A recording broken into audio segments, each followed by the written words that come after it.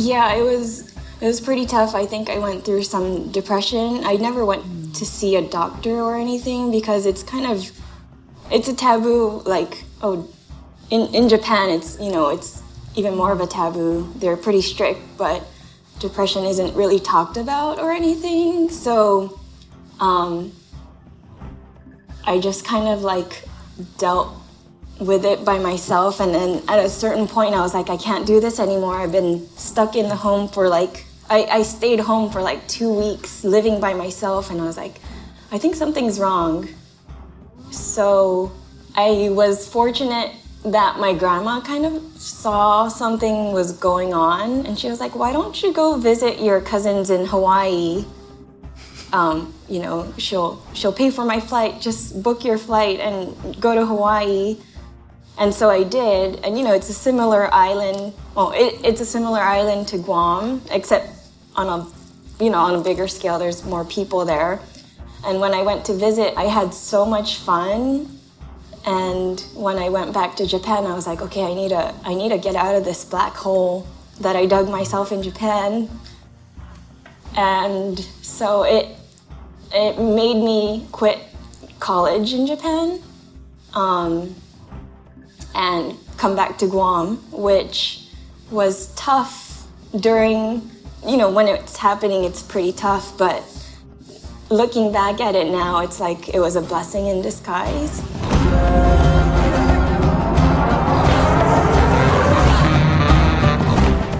Welcome to the Yogi Triathlete podcast. We are Jess and BJ, and we're here to shine a light on people that are looking, finding, and living their purpose. No one that comes on this show claims to have figured it all out, but what we do claim is that we are open to the process. Manami Iijima Martin is a professional triathlete from Guam who is making a name for herself in the sport as she represents the island she loves. A swimmer from a very young age, Manami carries her competitiveness in the water to her professional career. She was first out of the water in Oceanside just a few months ago, where she finished 8th on the day, and second out of the water at Ironman 70.3 Indian Wells, where I believe she placed 15th pro that day as well. She moved up the PTO ranks in 2021 and holds the goal to crack the top 100 in 2022 amongst a field of top-notch females. She's passionate about putting Guam on the map in the triathlon world, and we believe that she is definitely a woman to watch in these coming years. Manami, welcome to the show. Thank you for having me, and what an amazing intro. I don't see myself up there. It's hard, right? Thank you. But, 8th at Oceanside, that's pretty impressive. And I think you just eked out a couple of races in 2021, right? Just the two.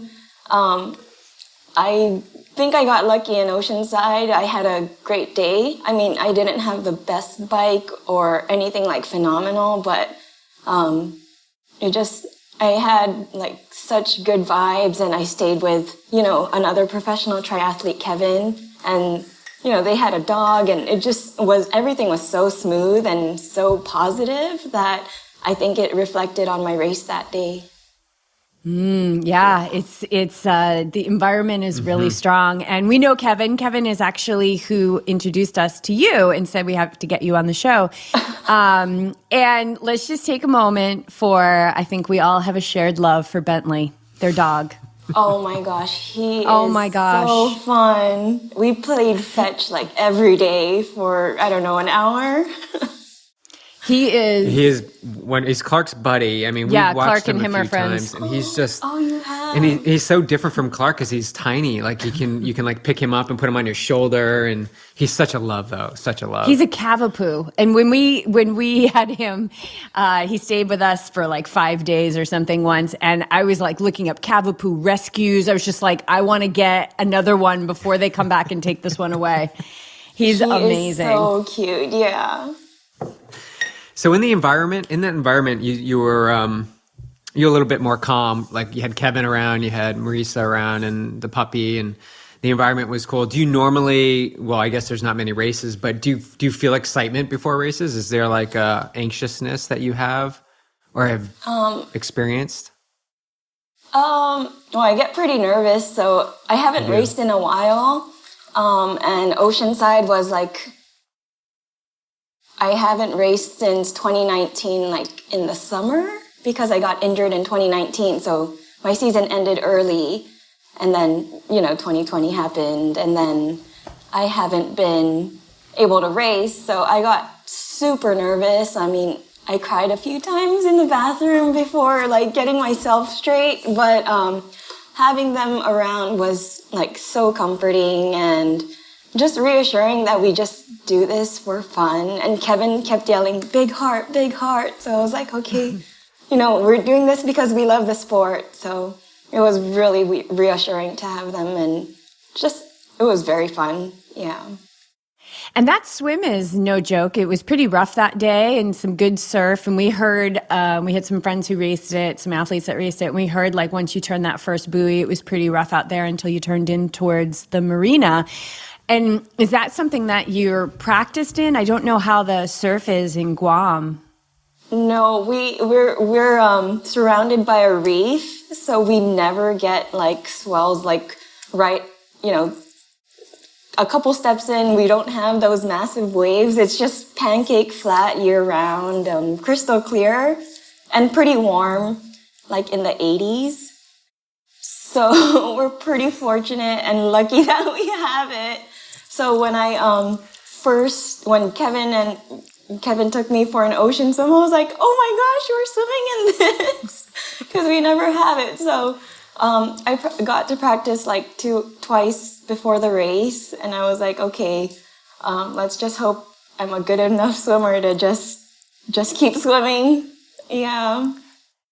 Yeah, it's sometimes you can't get past the waves, right? But that you had that in your, you've got that in your blood, being a swimmer for so long. And let's actually dive into that, because you got into the water at a really young age. Like, most of us triathletes are like getting in the water at like 30, 29. Some people start triathlon in their 60s and they're just like starting to learn how to swim.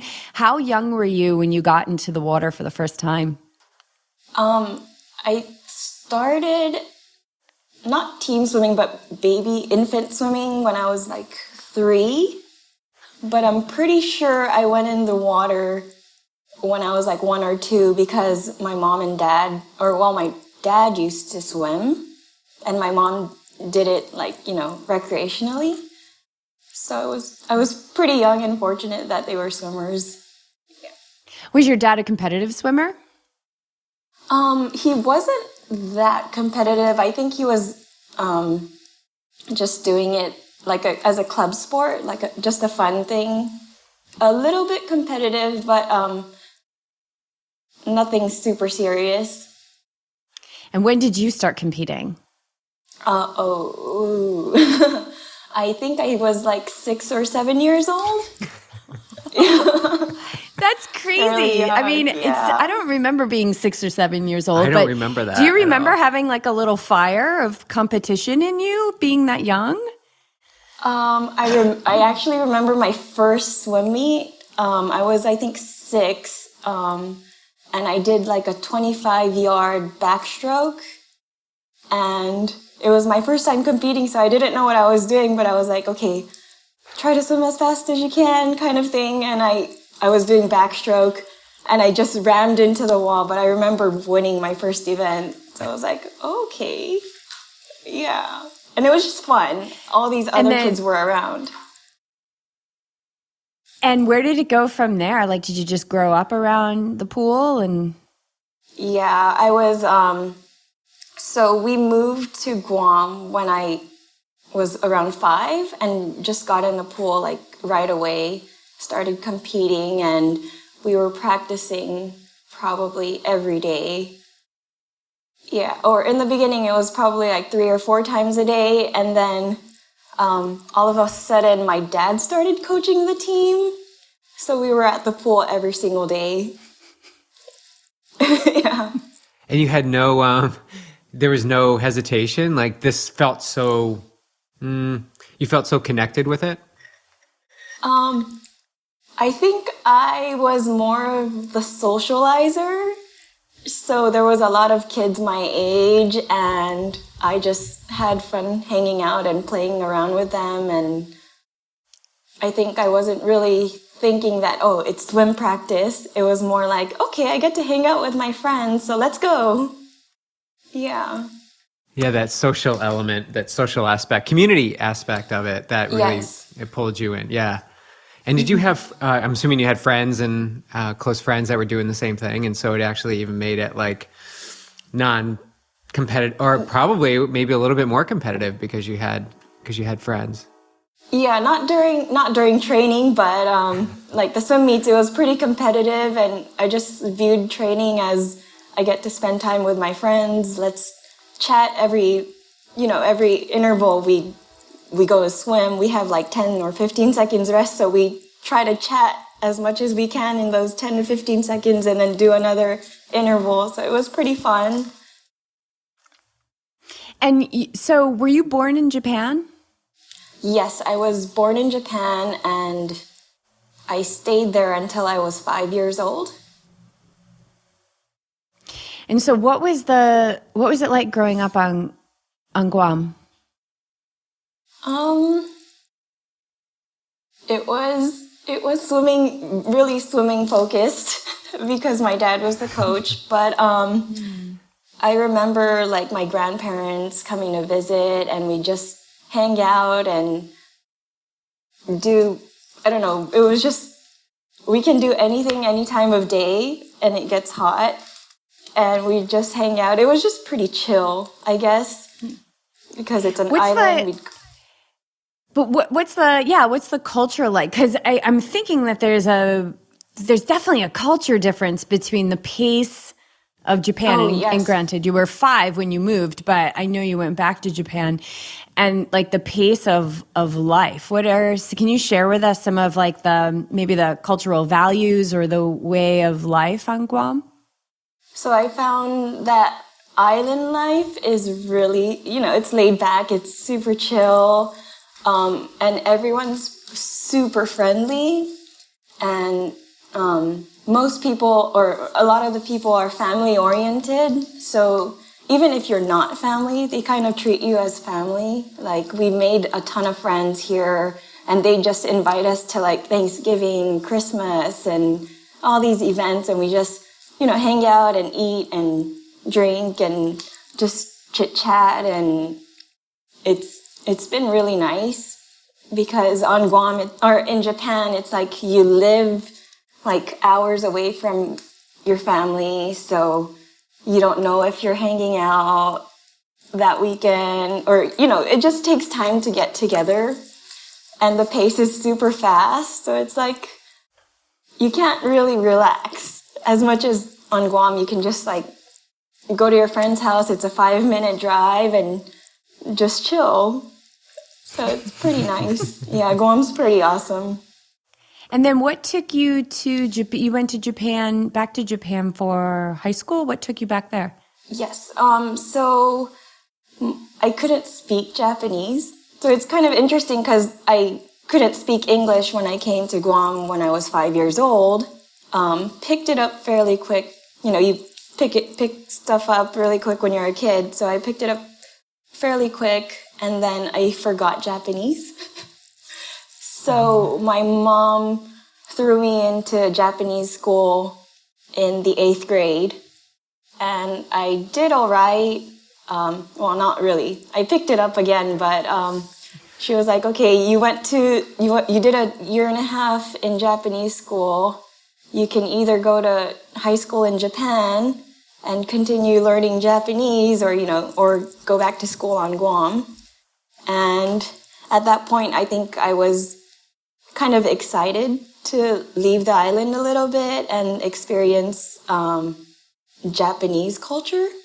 I mean, because I've never really actually experienced it. So, yeah, I think language took me, and also I know they had a good swimming program at the high school I was looking at. So my dad agreed on that because he wanted me to continue swimming.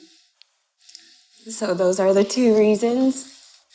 So how did you end up getting into triathlon from being a swimmer? Because you're doing 3-4 workouts a day, you're telling us, and you're going to Japan, they have a better swim program. How do you roll that into swim, bike, run?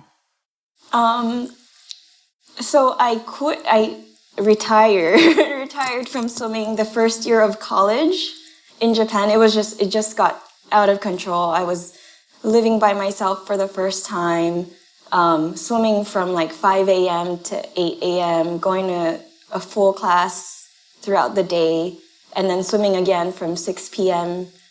to 8, and then going back home and doing that again every day. So it was pretty hectic, and I think I went into a pretty dark place. So I was like, okay, I think I'm done with swimming. So then, when you're swimming like multiple hours a day and then not doing that anymore, you kind of get lazy and chunky. And then I came back to Guam, and my mom just said, why don't you start running with me?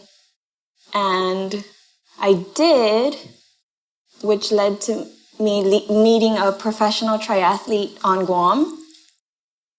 And so she was like, hey, there's this aquathon, this swim run on the beach. Why don't you give it a go? And then I did, and accidentally won it from my swimming background. So yeah, I didn't know about the sport until then, but it was pretty fun. Was that the first time you actually swam and then ran after you swam? Mm-hmm. Was there in that race? It was so hard.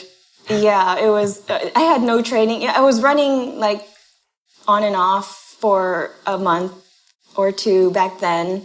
I haven't swam for like 3 years when I did that. So I was like, okay, let me just give it a go. And I guess my swimming fitness from the past years helped me. But it was very hard. Very hard. And just to go back a little bit, I was thinking, like, you were saying you were swimming so much and you were going to school and you kind of went into this dark place and then you stopped swimming. And we know how good, even if we don't want to get out the door, we know that we always feel better on the other side of a workout. So when swimming got taken away and you're in your school and things like that and you're living alone, that must have been tough. Was that a tough time for you? Yeah, it was pretty tough. I think I went through some depression. I never went to see a doctor or anything because it's a taboo. Like, in Japan, it's even more of a taboo. They're pretty strict, but depression isn't really talked about or anything. So, I just kind of like dealt with it by myself. And then at a certain point, I was like, I can't do this anymore. I've been stuck in the home for I stayed home for like 2 weeks living by myself. And I was like, I think something's wrong. So, I was fortunate that my grandma kind of saw something was going on. And she was like, why don't you go visit your cousins in Hawaii? She'll pay for my flight. Just book your flight and go to Hawaii. And so I did. And, it's a similar island. Well, it's a similar island to Guam, except on a bigger scale, there's more people there. And when I went to visit, I was like, I had so much fun. And when I went back to Japan, I was like, okay, I need to get out of this black hole that I dug myself in Japan. And so it made me quit college in Japan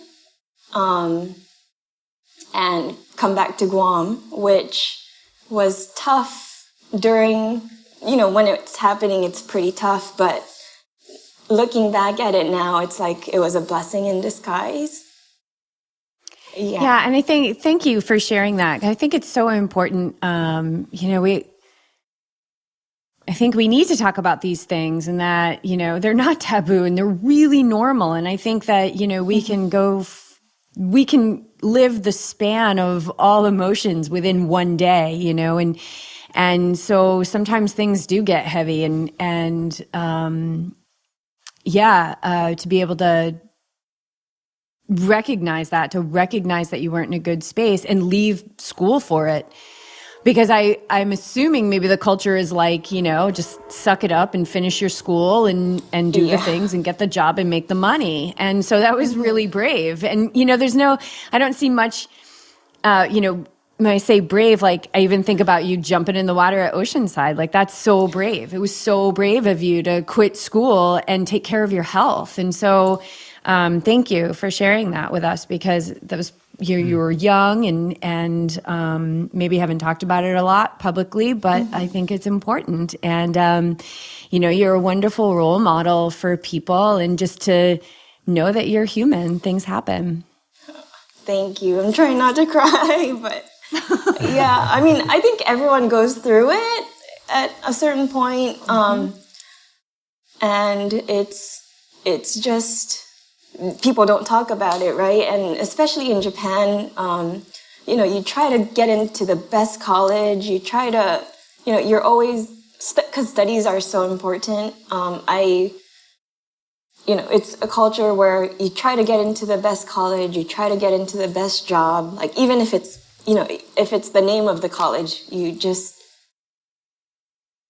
strive for the best. And that's what I've been taught to do. So when I had to take a step back and say, oh, I can't make it, I can't do it, it was just like, it was kind of embarrassing, but something that I needed to do. So yeah. Yeah, I mean, when we're always just like striving the best, it's like, are we taking time to say, like, do I love what I'm doing? Like, is my heart full? Am I happy? Do I feel fulfilled? We're striving for things outside of us. So yeah, thank you. Yeah, and I love that sort of what sparked that awareness was like being with family, being with community, being with your friends in Hawaii. Like we've just come out of this whole, year and a half of like separation and,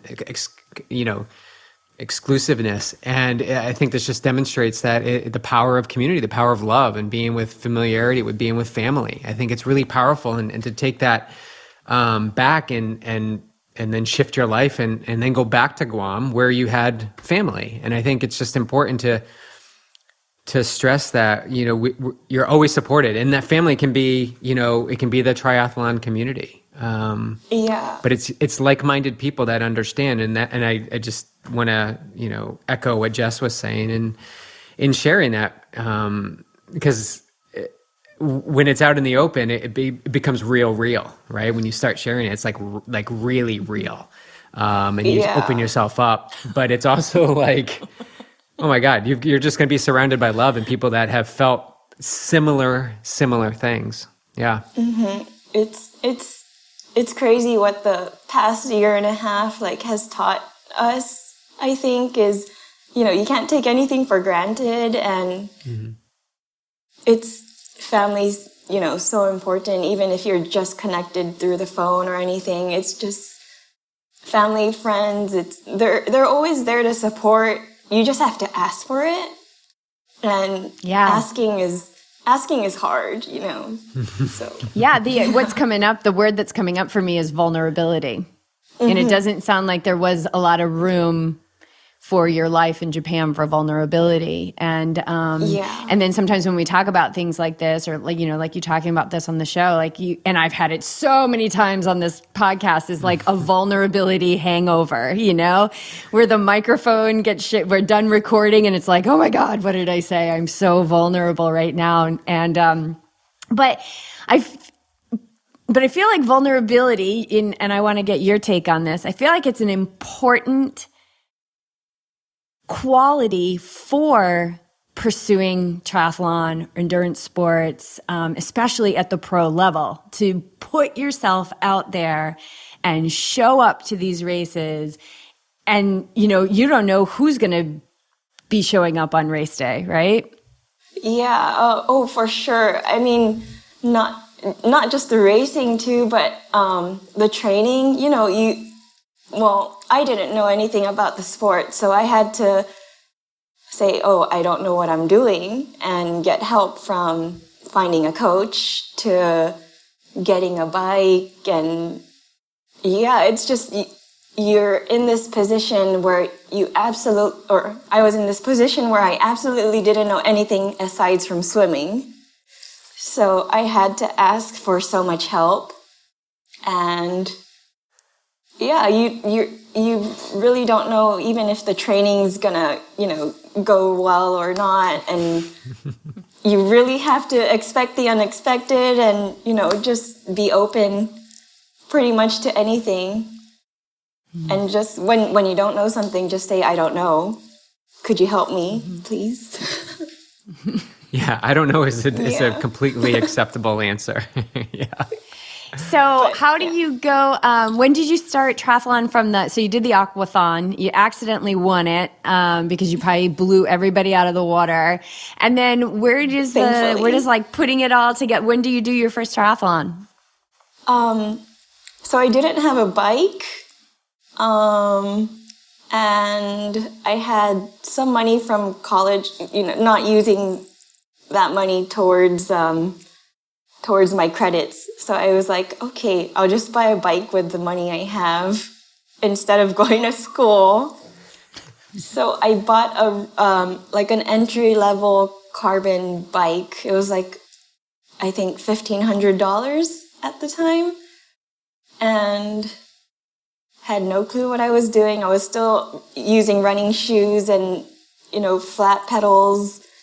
And there was a local triathlon where I came in second to the professional triathlete back then. And she was like, you race like you've done this before. You really have a shot at this. You should give it a try. And that kind of started it all again. Yeah.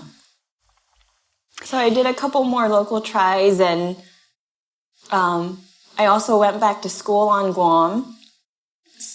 And triathlon was a lot of training, and I couldn't commit to it fully. So I said, okay, maybe I'll just stick to running for now. And I took a couple years off of triathlon again, and I said, and then in 2017, I was like, okay, maybe I'll give it a go again.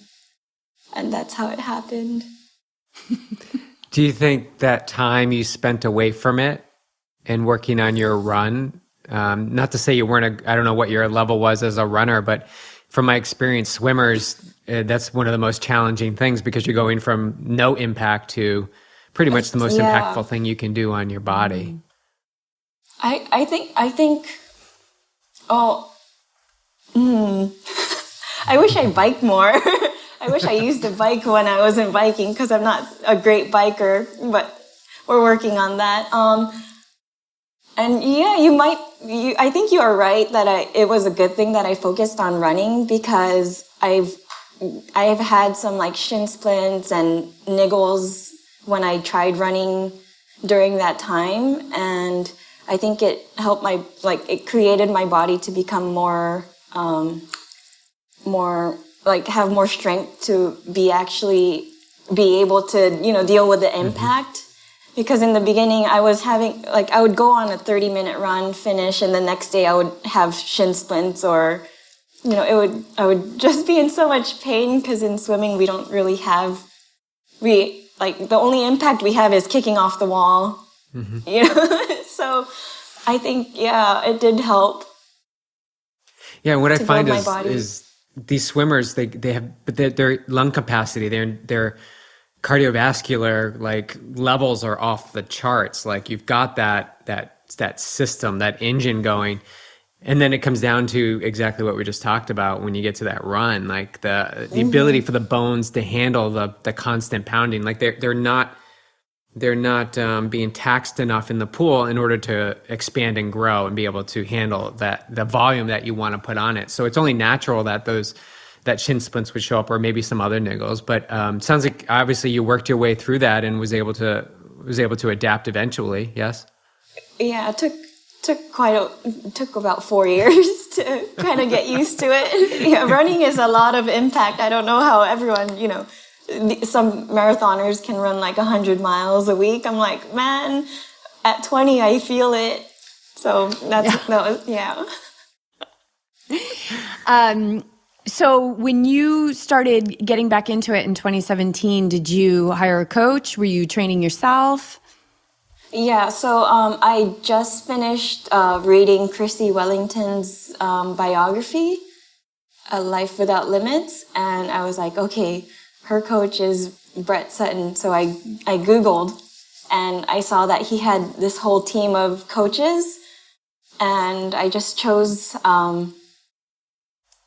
a person that was in my time zone, and and whoever had the most experience. And I think I got pretty lucky because I guess my coach is the one that coaches the coaches to become coaches. Mm-hmm.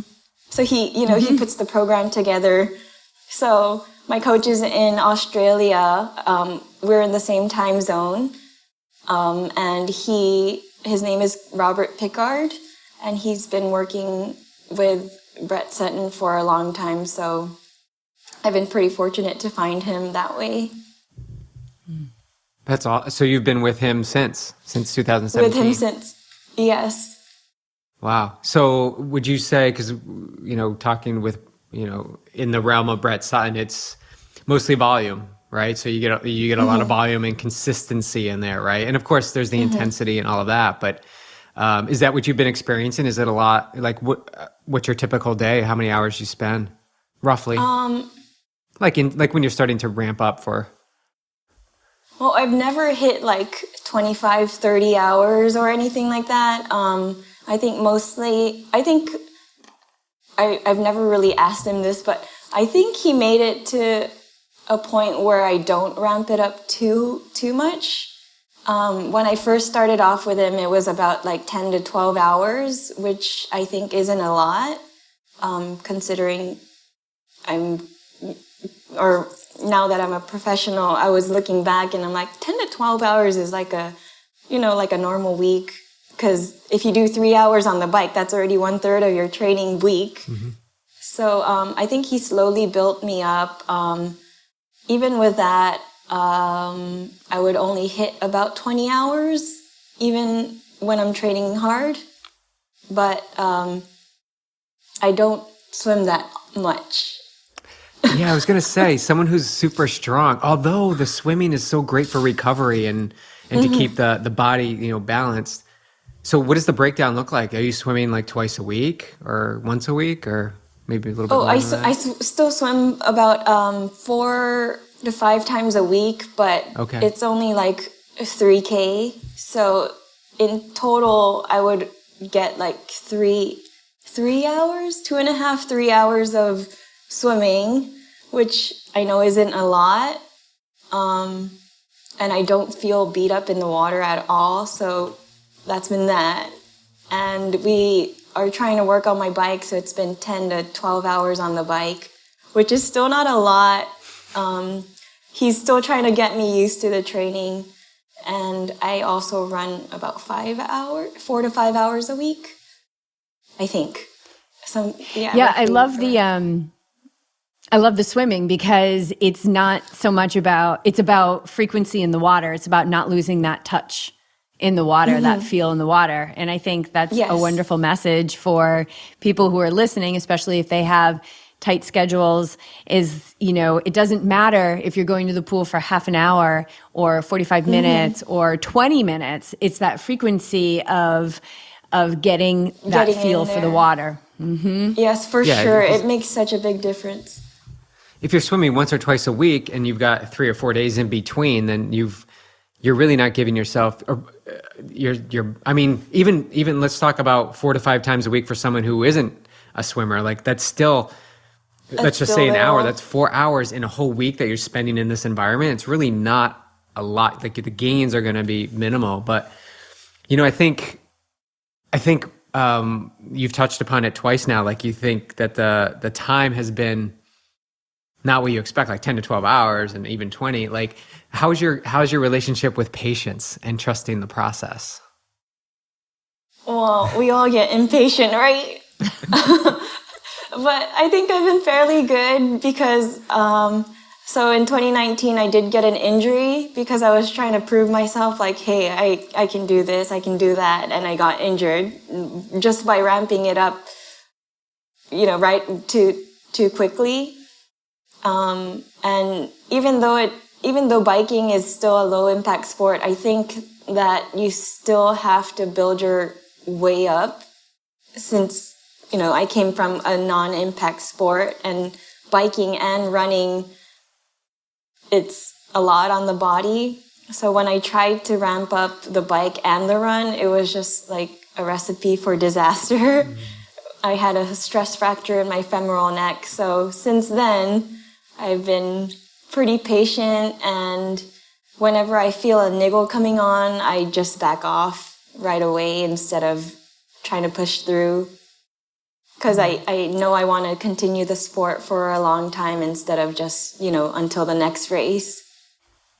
Mm-hmm.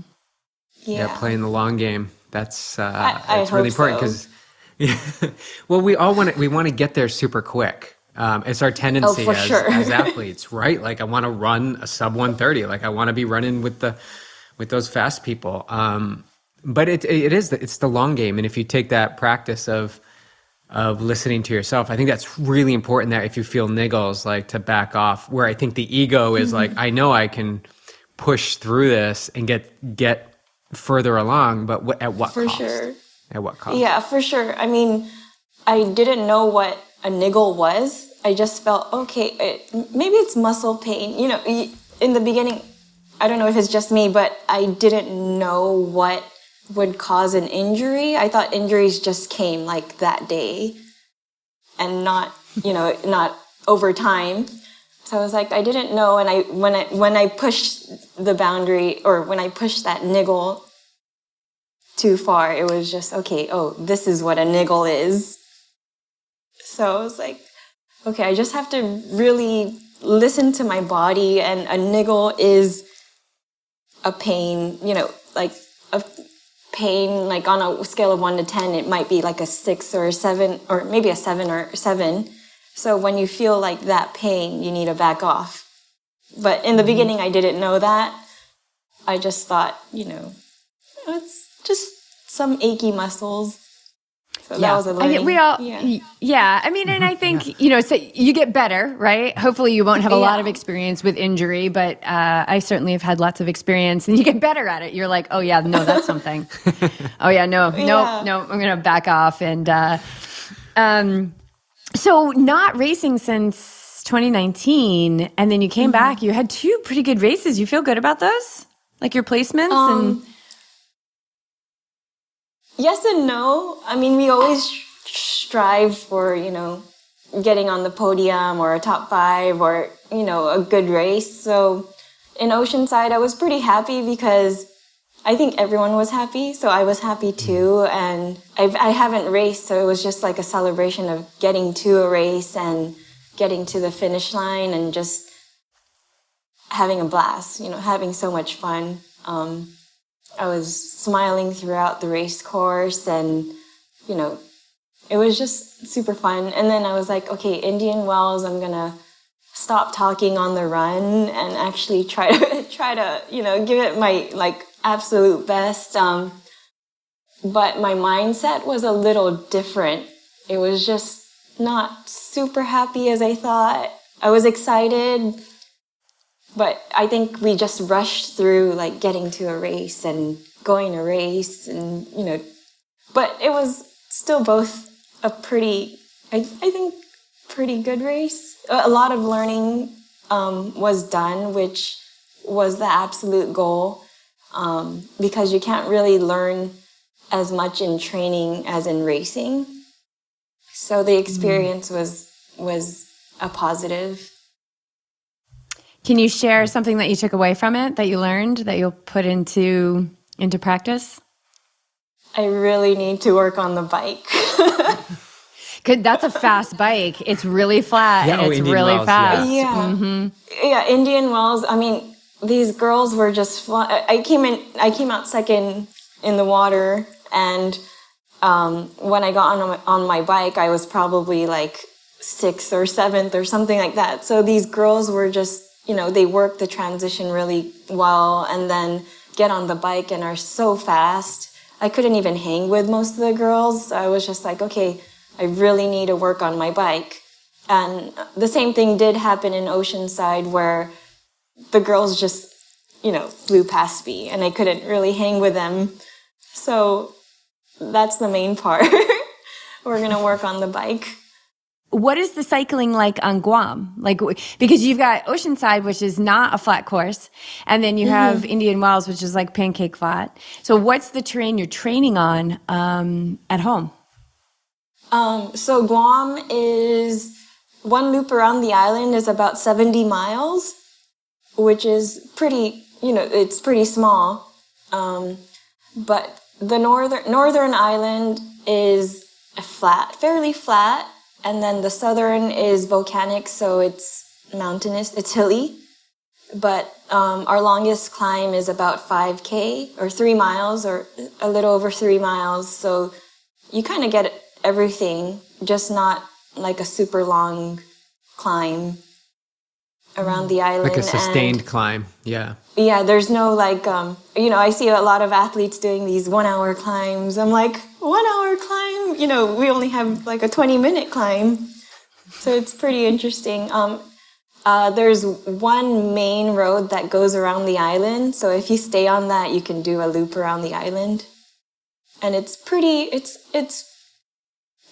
now riding around in California and in Hawaii, I think Guam the road surface is pretty good as well. Yeah. Yeah, what was your take on... but it's pretty good. I'm sorry. What was your take on riding in Southern California? I'm sure you went out with Kevin. Separate from the course. Yeah. He took me on this bike path, which was amazing. No traffic or anything. And then we got on the highway, or one of the roads, and I was like, whoa, this is pretty interesting. You need to be aware of everything. But aside from that, I was like, man, I need to come out here more and try to get some riding in. I could tell why all these people are so strong is, they have unlimited amount of road and just, it was super nice. It was super fun. And there's a nice group. Yeah, we live in the same town as Kevin. So we're right down the street from where you raced in Oceanside. We live in Carlsbad too. Yeah, that's why Bentley came and stayed with us. And if Kevin's listening, we want Bentley back. Yeah, Kevin, Bentley's coming back. I don't know if we were bad dog sitters. I think he wants Clark, though. Yeah, that's true. He almost didn't give our dog back last time. So you've been working with your coach. I think you are getting set up for a long, successful career. It really sounds like, this kind of this slow build, putting these layers on. And you're young. How old are you? In your 30s or are you still in your 20s? Oh, not as young as I was when I started, but I'm 29 years old. I'm almost 30. I'm kind of nervous. I hear that when you're 30, you start feeling it more on the body and, you just start thinking about having kids or all that. So I'm like, oh man, I don't want to be 30 yet. Just be 29. Just be 29. Just be 29 right now. So what's the dream? Do you have a dream of where you'd like to take your career? I actually do. So I recently got naturalized as a U.S. citizen. And the reason being was that I can't fully represent Guam. Although I'm under the Guam flag for Ironmans, I can't race any like ITU races or any race that goes under like the National Federation. I can't do that. So I want to be one of the first Guam triathletes to represent in the Olympics, which is a big thing. So that's the goal. Wow, that's amazing. So you have to get a U.S. passport yes, to be able to do that. Mm-hmm. And then did you have to give up your citizenship in Japan? Yes, I did. I had to give up and I love holding I love representing both Japan and Guam. They're totally different. You know, you have this island style, and then you have like on the opposite end, it's Japan's like, you know, it's really structured, really focused. You're really committed, and just it's all or nothing. Where Guam is, you know, like chill, and it's super fun. You know, you can keep it fun here because you see like so many people just smiling, and it's just this warm environment. So I was like, man, do I want to give it up or do I not? But, you know, ultimately Guam is home. I've spent my more time in Guam than in Japan. So if I were to refer myself, am I Japanese or am I an islander? I would say like I'm more of an islander, part Japanese instead of Japanese, part islander. So it would be nice to... Oh. Go. Sorry. Sorry. I think it's the glitch, right? The little like the time lapse. We're connecting all the way to Guam right now. That's just so nuts. Cool. Like how far away we are, but I feel like you're like 8 inches from me. You know? Yeah, you're right there. I know. So we have a little bit of a delay, guys. Sorry about that. Yeah. And Japan has pretty strong female ITU athletes. They do. So the reason why I didn't try to go for Japan was because I live in Guam, and if you want to represent Japan, you have to go through all their triathlon process, which I have no clue, but I heard it's pretty lengthy. And Guam is home. To get to the Olympics, you need to, you know, get to that distance. Now that you've got the passport, are you going to start to focus on Olympic distance, or are you still going to do 70.3 because they're so close? Or is that not even a thought yet? I still will be doing both, just because, I mean, I know that there's so many athletes that can do both, and I feel that it complements each other. And with my swimming background, I'm hoping it will help me with the ITU racing, with all the drafting that's possible. And I just need to get better drafting and running off the bike at a higher speed than what we would do in a 70.3. And I've seen, like, under the Triceto team, you know, like Nicola Spirig, she does everything. And even when Daniela was transitioning, she was still racing ITU and doing some 70.3. So I think it's possible. And seeing like Lucy Charles do everything, she's, you know, all these athletes are amazing. So I think it's just that if we limit ourselves, then we won't be able to do it. But as long as we try to do it, I think it's possible. Yeah.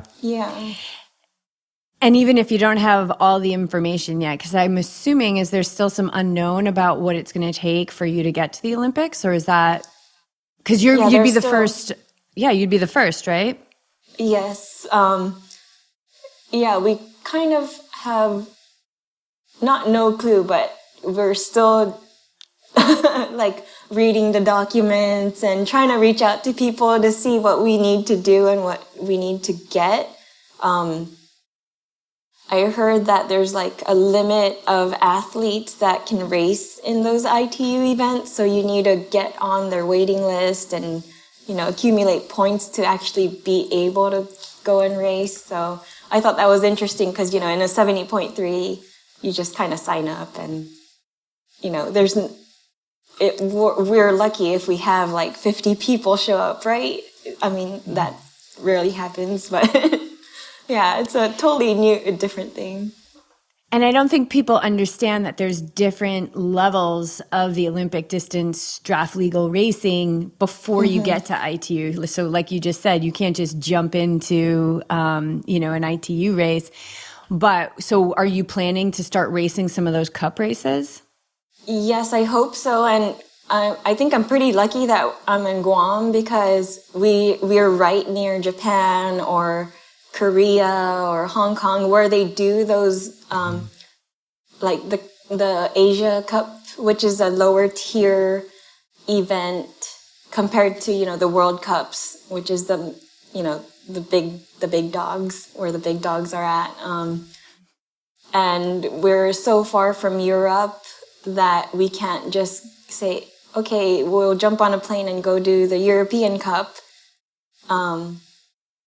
So I think I'm pretty lucky that there's Asian Cups or Oceania Cups.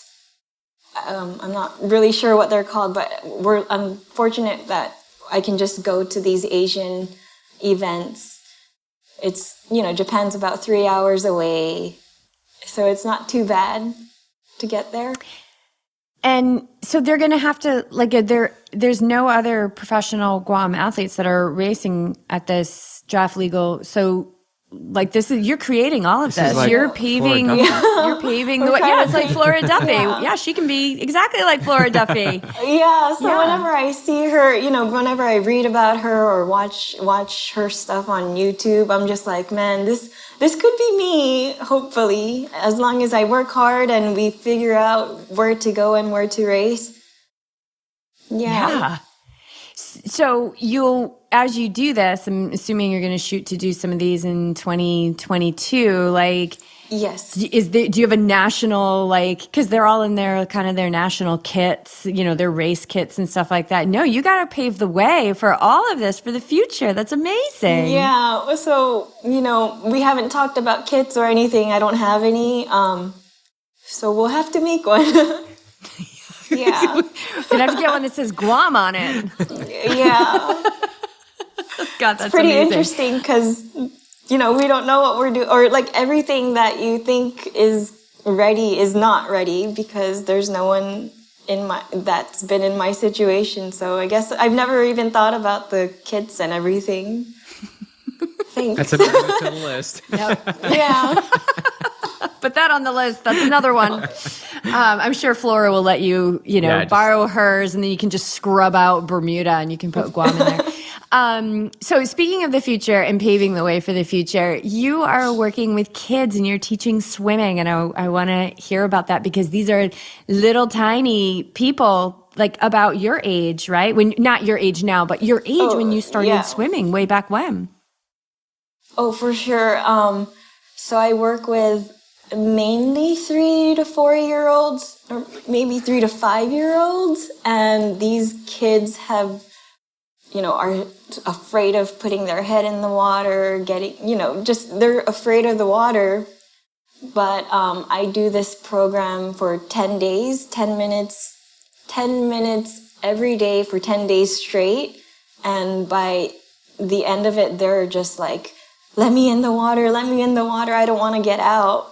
So, I start off with them, just screaming and crying that they don't want to get in or give me mommy, give me daddy, to, just loving the water. So it's a great way to, work with the next generation.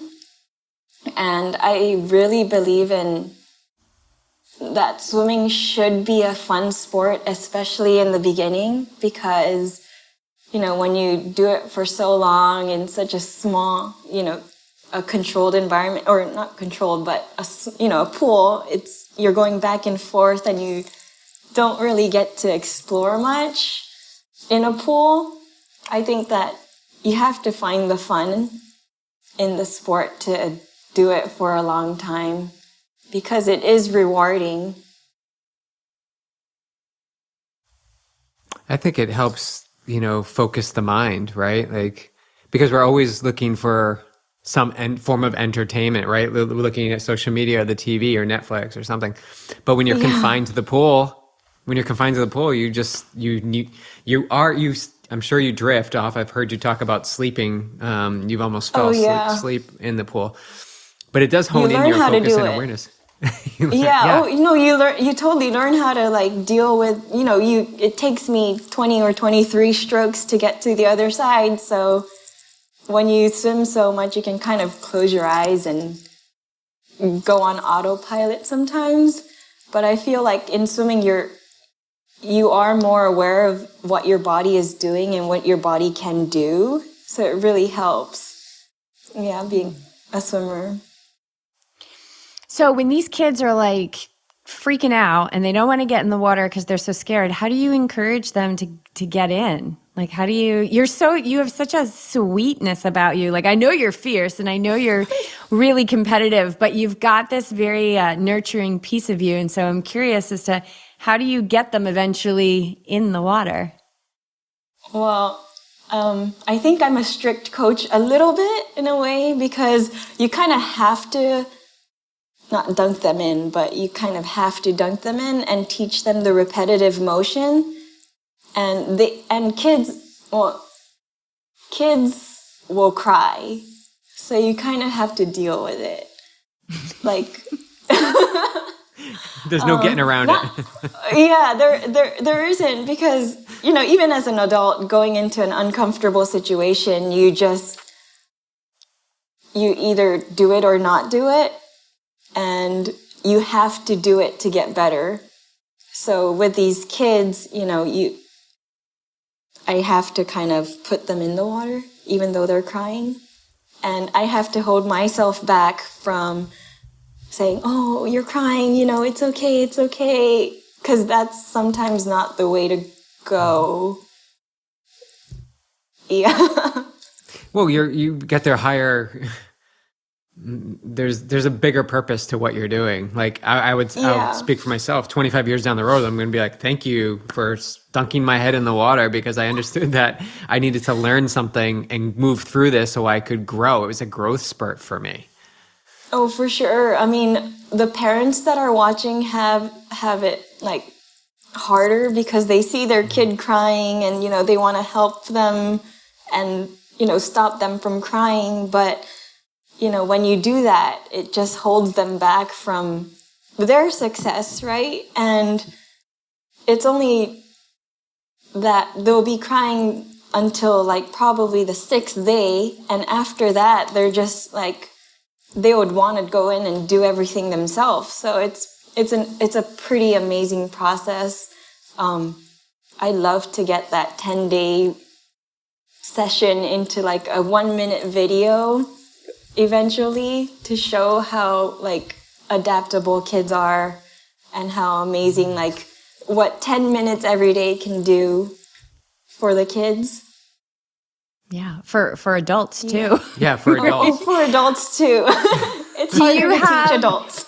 So do you have a story about any of like something that really stood out about like the 10 minutes, 10 days, like from the time a kid got in into what they were like on that 10th day? They're pretty much all the same. Well, no, not really. I had this one kid who just cried for the first day, and the second day he was already like dunking himself in the water and loving everything. So I'm like, wow, this kid has a runner dad and a pretty athletic mom. So I was like, man, are these like just really good genes? Because I that's the only child that I had that stopped crying on the second day and wanting to just jump in and had no fear. Did you create this program, this 10 minutes over 10 days? No, I didn't. I forgot his name, but there was a guy that would fly around the world to teach that way, and I tried it myself, and it actually worked. If you do it the proper way, I guess. And he teaches like classes, which I haven't gotten to do yet, but it's been pretty successful. That's so cool. Do you know his name? I'd have to research. Oh, I could send his name to you. I think it was like Swim to John. Yeah, I'll check it out. We'll put a link in the show notes, because you never know if somebody's listening to this and they're like, "Oh my God, I want to start that." In my local adults community. too. Like I know adults that will kick and scream before they get in the water. It's mostly like getting comfortable in the water, and then it's like a water safety program. So like if a 3-year-old falls in the water that's never been in the water, they'll they'll drown, right?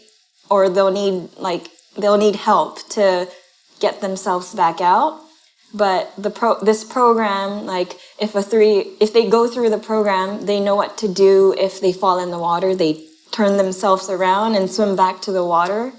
It's not really like I'll do freestyle kind of thing. It's basically water safety. So the kids I teach, they could basically fall in the water and get themselves out. Have you took a break from swimming when you were in college, and I'm assuming you were just kind of burnt out from it. Have you found your love again for it? Anything under 3Ks of swimming, I'll be all right. But anything long, like a 4 or 5K swim, which I rarely have, I'm just like, okay, I'll treat myself to an ice cream after this or something like that. But I think teaching the kids swimming helped more than training for a triathlon, because they're super happy all the time after 10 days of swimming. They really like it, so that brings me joy. And so anything that you've got on your schedule for 2022, do you know what's next for you as we start to wrap this up? Hopefully I get to see you guys in Oceanside next year. Oh, great. Yeah. So, I heard that, or I saw on the calendar that it's in April next year.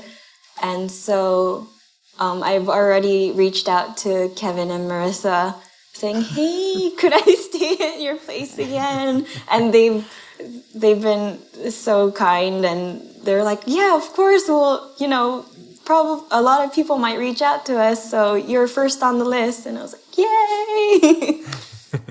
That's because they have a palace. Yeah. Epic views. Yeah, their place is amazing. Yeah, it's amazing. Okay, good. Well, we'll keep an eye on that. I mean, certainly love to meet you in person. BJ's going to be racing. You're racing that race, right? Yeah, BJ will be racing. I'll be out there with Clark. So, yeah, I love that would Goldens. be great to meet you. I know, Yes, you've for got one. sure. Yeah. Anything else you got your sights set on for next year? Maybe some of those cups over in Asia? Yeah, so most of the racing is in May, and I think in October around this region. So hopefully we'll get there. And there's also like a mini South Pacific Games where the islands around this region, like Guam, Saipan, will get together and race. So that would be in June, and it would be one of the first races where I can represent Guam in those races. So pretty excited. Got to get the kit ready. Got to get the kit. Yeah, you got to get that kit ready. Put that on the list. Do you have do you have a vision for the next Summer Olympics, perhaps? Yes, hopefully. Where is the next first France? step, right? In Paris, in France. Ooh, yeah. Awesome. And then I've never LA, been to Europe, right? so yeah. All right, perfect. We'll go to both. Yay! Go to both. Go to France. Go to the LA ones. We will see you there. Flora won't be there, so you'll have to be there. Oh my gosh. Oh, thank you so much for sharing your story with us, and I'm so excited to just follow you and stay in touch with you, and hopefully we'll see you in April. Yes, thank you so much, and thank you, Kevin, for connecting us. They've been so awesome. And They are. thank you.